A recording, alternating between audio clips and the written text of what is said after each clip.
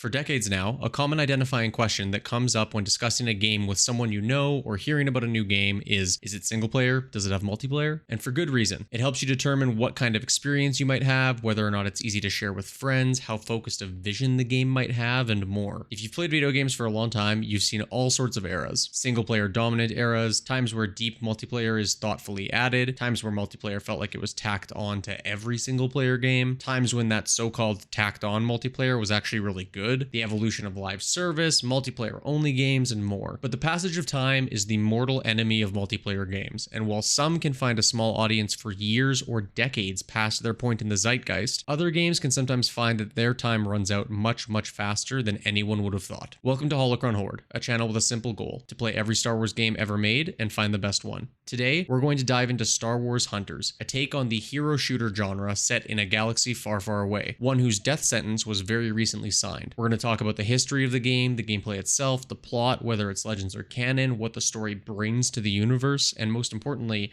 is it good? Is it fun? If you like this video, the concept of the channel, or just Star Wars lore as a whole, please consider dropping a like, subscribing, leaving a comment. You can write whatever you want down there. You can write papaya for all I care. Every one of those pieces of engagement helps new channels like this one a ton. Maybe tell a friend if you think they might like it. I don't know. Enough of that. Time is running out for Star Wars Hunters. I'm not going to waste more of it. Let's jump in. Star Wars Hunters is a free-to-play hero shooter released for iOS, Android, and the Nintendo Switch. I've played it on both platforms, but all the footage in this video is going to be from the Switch version. The official launch of this game was June 2024. Funnily enough, I was actually on vacation back when it came out. I paid for premium Wi-Fi access so I could download and play it right away. But the development history goes back much further. This game's existence was informally announced way back in 2018 as a collaboration between Zynga and Disney, which might actually help answer one of the first potential questions: why a mobile first hero shooter? The answer is that this game started active development back when EA still had an exclusivity contract for console and PC Star Wars releases, but mobile was still under Disney's control, and thus the Activision-owned Zynga was able to develop this game. The game then got a proper announcement in February 2021 during a Nintendo Direct live stream. A few months later, the team announced the first 9 characters, and by the end of 2021, it started a small regional soft launch on Android. This soft launch period would expand territories over time, but the game would remain in soft launch until the aforementioned full release in 2024. April 2024 is when we got a new cinematic trailer, an announced June 4th date, and we were off to the races. The game would persist through 2024, with the announcement that it was getting a PC release playtested in winter 2024 and early 2025 to be launched soon after. But the second half of that never happened. The December playtest took place, the release was pushed back, and then just a couple weeks ago, in the middle of March 2025, we got the news that the server for Hunters would be shut down as of October 1st. After that, this game will be in the same state that has plagued so many mobile Star Wars releases, left to live on in memories and videos like this one. This is the most doomer part of the video. The fact that you're not going to be able to play this game flat out sucks. But I don't want to focus on that. I want to focus on the actual game and what's available here, even if it's only available for 6 more months.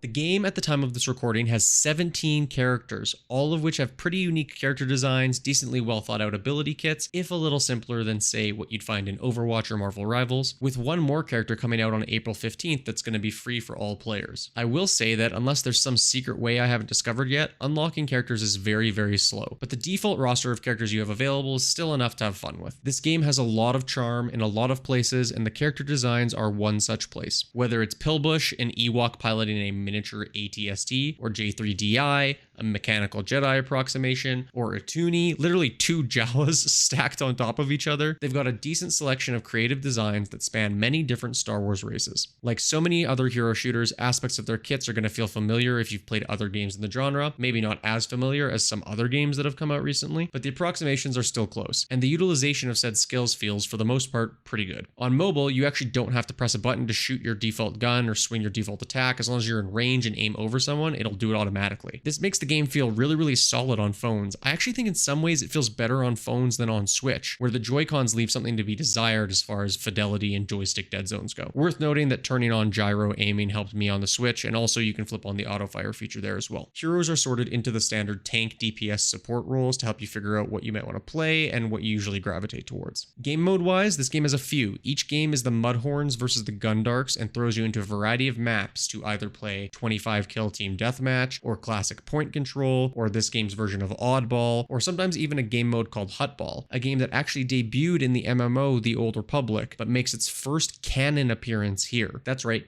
canon. This game and the conceit for the arena competition is actually all canon. We'll get to that in a minute. When it comes to core gameplay, I actually feel like Hunters has a really solid foundation. Most of the heroes feel good to control, there's good variety, the games are usually pretty short, the maps are well thought out and suitable to the target game time. It's a game that has really good bones, especially for a mobile game. Unfortunately, it is a mobile game in the 2020s, which means that far and away the most annoying part of the entire game is the main screen. You are bombarded with flashing notification badges, bars, icons, and just about every other neon sign you can imagine to make it feel like you're standing in the middle of Times Square at midnight whenever you boot this game. Luckily, navigating to the place where you actually play is easy, but everything else is about as straightforward as a corkscrew. This game has individual hero-to-hero progression, a free battle pass, a paid battle pass, a hero track where you're unlocking the heroes. They're all separate, they're all incredibly difficult to keep track of. It's hard to tell how you progress any single element of it, and as a mobile game, the monetization incentive to speed up is clear. I don't think it's in anyone's interest for me to start lambasting the overall state of mobile game monetization in 2025. It's commonly known to suck. It's just a sad reality of the cost of making a game, especially a live service one. But that doesn't make it suck less here, especially in the context of me being unable to imagine anyone wanting to spend more money on this game before April 15th. After April 15th, you won't even be able to. So maybe I'll do an update video in 2 weeks if it turns out they just gave you everything for free, which I will say would make me tell everyone to play this game before it disappears forever. Because at its core, this game is fun. Is it perfect? No, far from it. But I don't think you'll have a bad time deciding to play it, and regardless of whether the game lives on or not, it does have ramifications and additions to the Star Wars canon.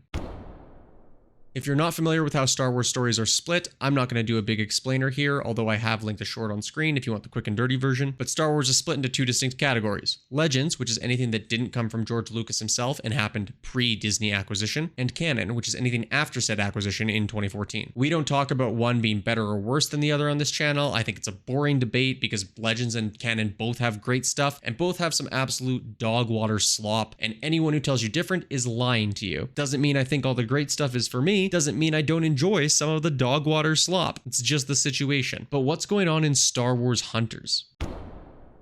What, Mike? A named lore section in a mobile free-to-play hero shooter? That's right, baby. This game is canon. And that means, for the first time ever on this channel, we are going to do a canon lore dump for a video game.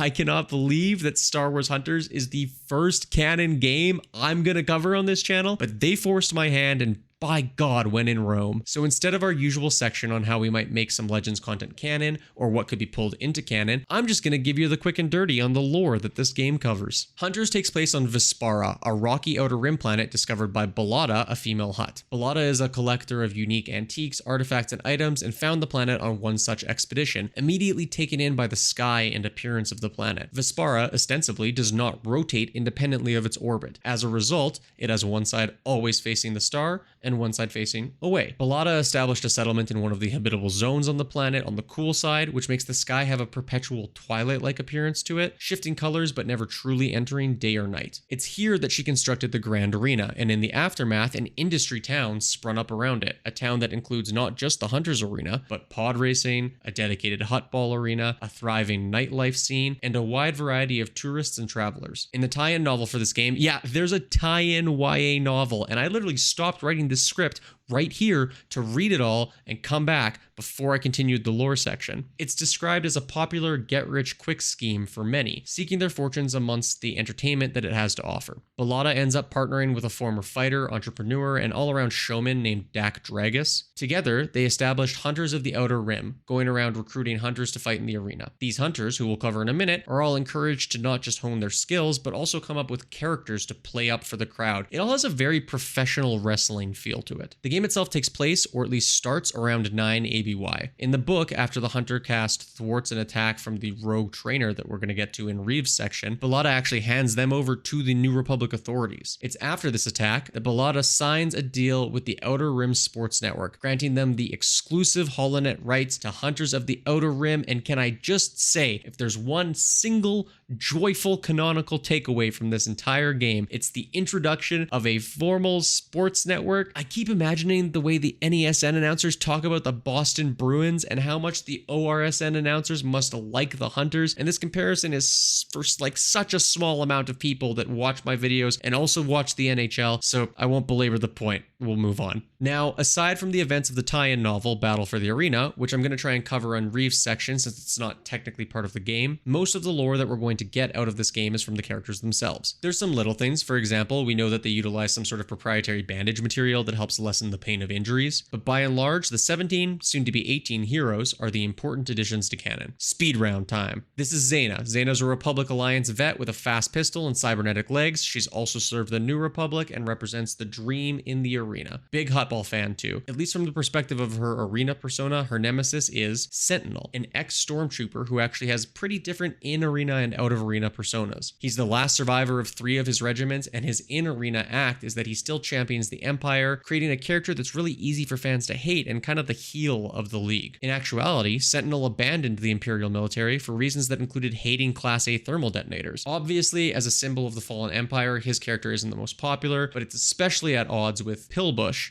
a female Ewok with a penchant for blowing stuff up. Pillbush's family helped out with the Battle of Endor, which meant Pillbush grew up a huge fan of the Rebels, joined the New Republic Defense Fleet, and then eventually turned up in the arena with a vehicle called an AT-ET, an all-terrain Ewok transport. Her distrust goes beyond just Sentinel and extends to other members of the Hunters, like KA-0S, an Imperial KX series droid like K2SO from Andor, but with riot shields in place of arms. She actually came to the arena seeking the one who took her arms. She'd had them stolen after a particularly vigorous handshake from a Wookiee Hutball player, and that Wookiee is none other than Groz, a famous ex-Hutball star that now wields KA-0S's arms in the arena as his weapons. Groz had a prolific Hutball career before he retired and moved to Vespara, swapping his skills for the more combat-focused Grand Arena. Groz is a huge softie. He's actually a real athlete's athlete. He signs autographs, he poses for pictures, the whole 9 yards. He's pretty good friends with Zaina, as well as another hunter, Amara Vex. Amara Vex is a human bounty hunter and is one of the characters in Hunters that doesn't just have lore from the game or the tie-in novel. She also appears in the Crimson Dawn comic series from Marvel, doing work for Kira as a member of a crew called the Orphans. She joins in the Grand Arena after the fall of the Empire, although she remains an active bounty hunter and uses the Grand Arena as a way to advertise her skills for potential clients. Her position as a bounty hunter actually draws the ire of another champion, Aran, a Mandalorian who, ironically, views bounty hunters as scum. He's the last surviving member of Clan Tal after the Night of a Thousand Tears and still wears the family armor in the arena, selfishly as a guy who likes making armor, never really opposed to new Mandalorian armor variants getting added to the canon, and he's also one of the only hunters I feel like I know how to play alongside J3DI, a droid purpose-built for the Grand Arena to represent the Jedi, programmed to truly believe he was a Jedi, with a ton of Jedi knowledge in him, a hand that shoots out to mimic force pull, and more. Hilariously, because he was built in 9 ABY, he's actually incorrect about stuff regarding the Jedi Order some of the time, because at that point people didn't know much about the Jedi. He often misphrases or misquotes specific turns of phrase from the Jedi Order, stuff like "May the Force be with you." As mentioned, all of this was programmed into him to give life to the Jedi in the arena, specifically so that he could be a counterpoint to another arena competitor, Rieve, a Force-sensitive competitor who happens to be the primary focus of the book, Battle for the Arena. Rieve is a gonk rock head, which seems like it's somewhere between metal and punk rock, and while she is adamant that she is neither Jedi nor Sith, she's just Force-sensitive, her character in the arena is a quote-unquote Sith Lord. She made her impression on Dak Dragus by literally blowing the door to his office off its hinges, seeking to become an arena combatant in order to hide from her past. That past involved working as a underworld courier of sorts, including carrying stuff for the rebels, but also includes 2 violent, angry outbursts of the Force that left her scared of her own power. The central plot of the tie-in novel surrounding her is that the mission where she delivered supplies to the rebels, the supplies were actually meant for Imperial hands and were stolen from a Corellian businessman. Said businessman, Rothwell, was promptly imprisoned under suspicion of aiding the Alliance. Rothwell ends up infiltrating the arena as a trainer, specifically Rieve's trainer, and sabotages her several times before revealing himself and saying that his goal was to basically ruin her life. Rothwell's goons end up attacking the arena, but Rieve and the other hunters beat them back, with Rieve using the Force in a controlled way and saving Dragus from a thermal detonator explosion. Fastest book report I've ever done. Unfortunately, I didn't set myself up for a smooth transition here. You know who else is at the battle? Atuni, a pair of Jawa brothers who fight by stacking on top of each other in order to meet the height requirement for the arena. arena, and Dizzy, an Ugnaught that rides around inside a Droideka partner, the pair together being known in the arena by the name Slingshot. God, this section's getting long. We gotta speed this up. There's Sprocket, a sort of Mon Calamari Jimmy Neutron who does all kinds of droid technical and software work, helped make Palebush's AT-AT, built all his own turrets, and most importantly is the kid who built J3DI. Diago is a Mirror-Luca sniper in the arena, specializing in trick shots with his slug thrower. Most interestingly with Diago, like all Mirror-Luca, he doesn't have eyes and covers his vestigial sockets with a blindfold. It's stated that he aims with hearing, although in Legends, Mirror-Luca were famous for having a type of force sight that allowed them to see without eyes. This hasn't come up at all in the new canon, but you could still speculate that something like that is happening with the species as a whole. Skora is a Rhodian female who acts as a medic in the arena, shooting darts that heal and darts that harm. Her persona has her previously working with Amara Vex on bounty hunting ops, as well as serving as a medic for the Hutts. There's Nox, an Iridonian Zabrak archer who previously worked for the Order of the Nightwind, an assassin collective that we've actually seen in live action when they attempted to kill Boba Fett in his TV show. Her sister was abducted when they were both children, and Nox joined the arena in order to try and leverage the fame of being a hunter into leads on where her sister might be. We've also got Char, a Trandoshan big game hunter who traveled the galaxy hunting a huge variety of creatures before settling in the arena. And finally, Glikkin, the newest hunter added to the game as of this video, a Kubaz orphan thief who left his orphanage on Coruscant to come fight here. Okay, we made it.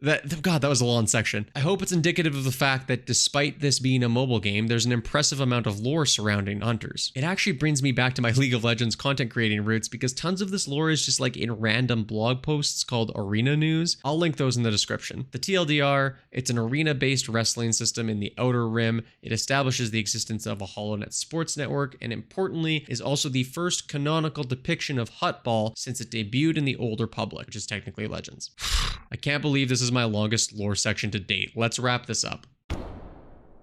Star Wars Hunters is an interesting beast. It had such a long development cycle in early access / soft launch across the world that for some people, it feels like it's been out forever. But for a big portion of the audience, it's only going to have had like a year and a half of life before it disappears into the ether. It suffers from a lot of the problems that are common to mobile games. The menus are a flashing nightmare mess to navigate. It has way too many currencies, often with the express purpose of trying to get you to spend money. It's got weird paid in-game benefits in the form of mods for abilities and other things. But the actual heroes are pretty varied, and the game is well made. I'd obviously played some before, but when I wrapped my Sunday stream of this game, quick plug, I stream different games on Sundays for this channel, come hang, I felt like my advice was, this game has really good bones. And if the April 15th changes when they turn off the store make it so that a ton of stuff is available and unlocked for everyone, my advice was, give it a try. But something has happened over the last few days. At night, when my dog prefers to hang out upstairs, I've been firing up the Switch and playing ranked rounds of this game. I'd fire up a round, play it in its 5-minute time frame or whatever, look at the clock, hit play again, and just keep going for an hour or two at a time. I think I actually genuinely think that Hunters is a good game. It's so unfortunate that it had to be hamstrung by the trappings of a mobile free-to-play game. So sad that it never got a PC release, and honestly probably just really unlucky that Marvel Rivals ended up being such a good game that it's going to dominate hero shooters for the foreseeable future, because this game has the potential to be fun. It is. When I look at the other games I've played for Holocron Hoard, this is actually one of my easiest placements. This game isn't going to be playable October 1st, and that sucks. You might not be able to play it when you're watching this video in the future, but for the time period right now, this game is worth playing. It's not as good a package all around as the Jedi Knight series. Controversially, I think in my heart, I'd probably put this above Dark Forces if it wasn't about to get turned off forever. But if you ask me, should I play Hunters or Jedi Power Battles? My answer is Hunters every single time until the clock reaches 0. It's a fun game, and to answer my clickbait title, it didn't deserve to die. I'll have to now get my Star Wars shooter fix from a different game, one with a little more armor on all of its characters than this one. But that's a video for another time. For now,